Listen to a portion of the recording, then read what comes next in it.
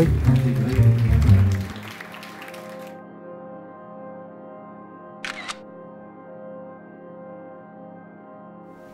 Au-delà du fait que ces sujets me préoccupent dans l'ensemble, ce sont tous des sujets liés au conditionnement.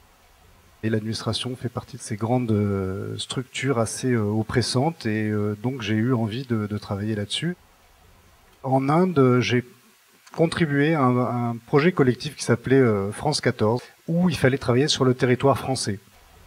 J'ai pris une option extrêmement simple, qui était de travailler sur l'ambassade de France. Je connaissais un petit peu l'ambassade, donc j'ai pu avoir assez facilement l'autorisation.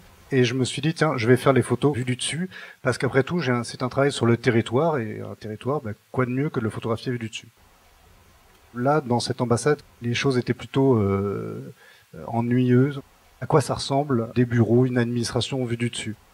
Il y a des employés indiens, des employés français, il y a deux univers qui se rencontrent, qui se côtoient, et il y a évidemment des services qui sont totalement différents. Il y a la partie consulaire, il y a la partie diplomatique avec l'ambassadeur, il y a la partie commerciale, puis après il y a tous les extérieurs.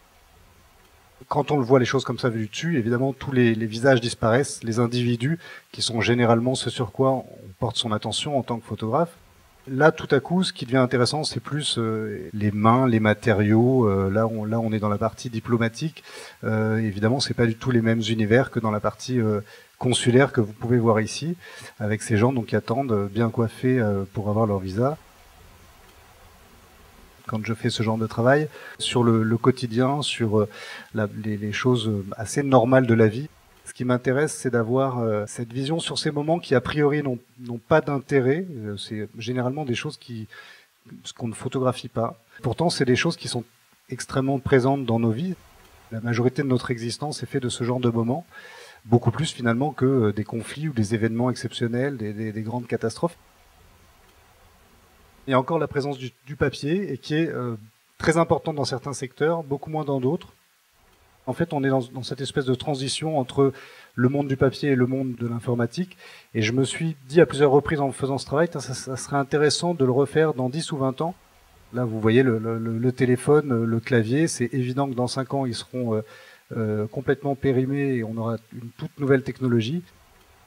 Je me dis souvent, mais si dans 50, 100 ou 200 ans, des gens se demandent comment on vivait au début des années 2000-2010, quelles traces on leur laissera photographiquement ?